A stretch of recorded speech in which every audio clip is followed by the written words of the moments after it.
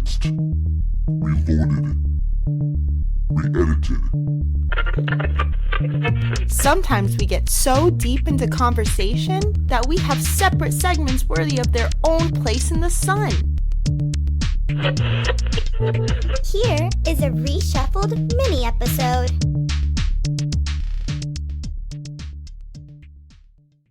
Here's the thing, like, we're gonna go off a little tangent here on Skinamax, but I remember Cinemax showing like all these really like funny movies too, like, you know, with they just had to have sex scenes in them. Oh, absolutely. And half the time you're like, this is like a safer American Pie, but then they've stretched it out to just even more just outrageous, private eyes, paying attention to people. I once had the fortune of talking to producer Beverly Gray, who used to work for Roger Corman, and worked a few times with the one and only Andrew Stevens, the franchise maniac, and he told her wacky stories about making those Night Eyes movies. Apparently, since he was directing them half the time he was directing them while wearing only a sock.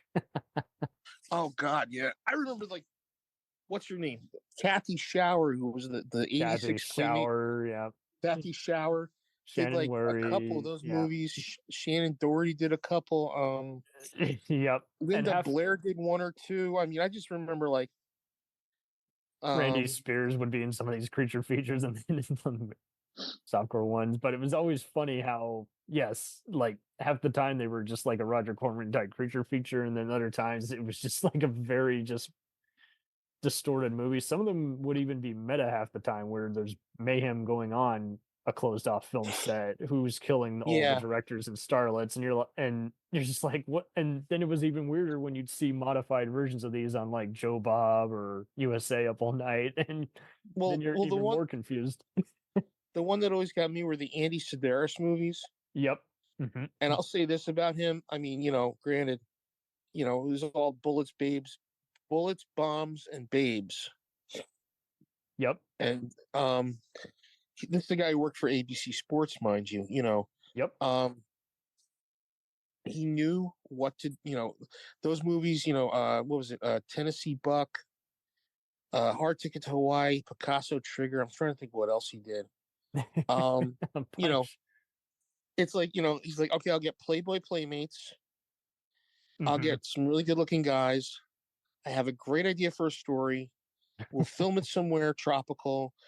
We'll show a lot of tits, a lot of ass, and people will like it. So, if you read about him as a filmmaker, the first movie he does is a remake of a Billy D. Williams movie called Tick. Was it not Tick? It was called. No. It was called Seven with William Smith. Yes, that's right. But it was a remake of a Billy D. Williams movie called Tick or something like that. Gotta look it up. Hit, I think. Hit, right? Where they have to kill all the drug lords within like an hour. Yes. Okay. We're talking about this one, but it's what's awesome is just pretty original, considering they got very limited shooting days, and like you say, he just has a broadcasting background.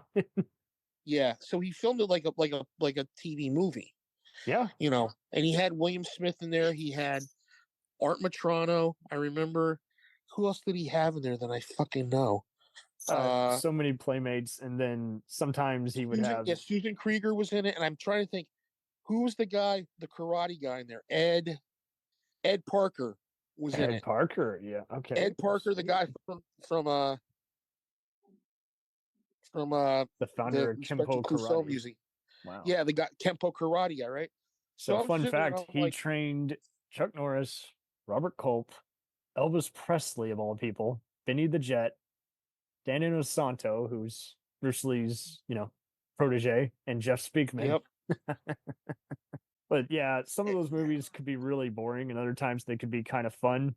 And when you realize how some of those people also worked on, Ed himself even worked on some of the lesser Blake Edwards Pink Panther movies. Same kind of deal, where it's all kind of a James Bond plot meets Miami Vice. Yeah, and but they were putting that on too on Cinemax late Showtime. They put it on Showtime late at night. Yeah, and then I forgot what else they had there. But it was like, holy fuck, dude! I couldn't believe, they were doing these movies. We'll return after these messages.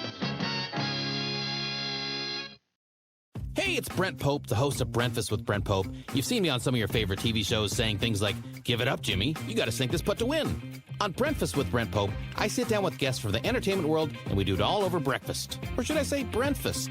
Every week on Brentfast, you get inside Hollywood info and tips, great breakfast recs and foodie debates.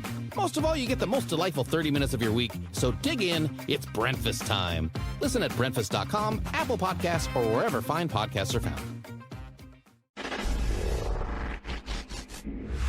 Welcome to the Better Call Daddy Show, the #1 podcast where we admit, no matter what happens, Daddy has the advice we need to fix our problems. Introducing my dad, Mr. Wayne Friedman. That was good. It would be nice if you could also sing a song. What would the song be? You love Paris in the springtime. I just made up some words to it. I love Rena in the springtime. I love Rena in the fall. That's right. That's good enough.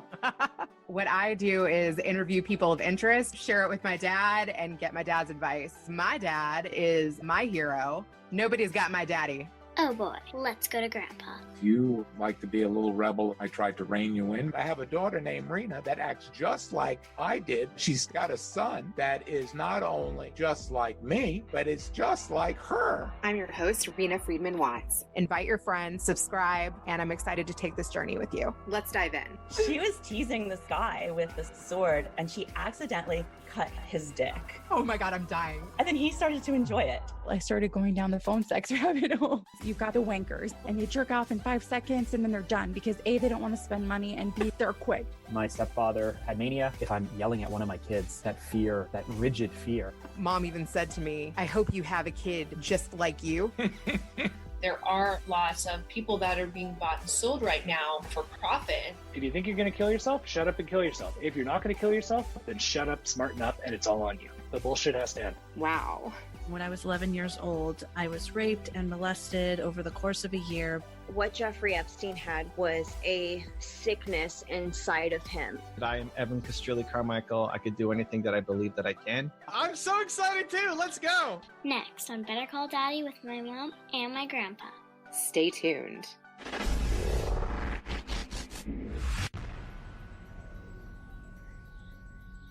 The Jacked Up Review Show podcast is honored to be part of the Blind Knowledge Podcast Network. Join anytime, talk the talk, and enjoy yourselves. There's something enlightening for everyone with this crowd of cool cats. Check them out.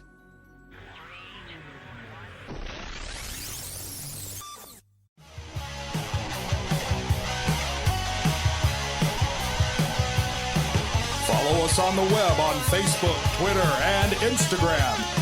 The podcast is available on Podbean, Spotify, iHeartRadio, Anchor, Apple, and anywhere else podcasts are available. Feel free to review our show and leave comments on any of those sites. Thanks a million for listening. It's a jacked up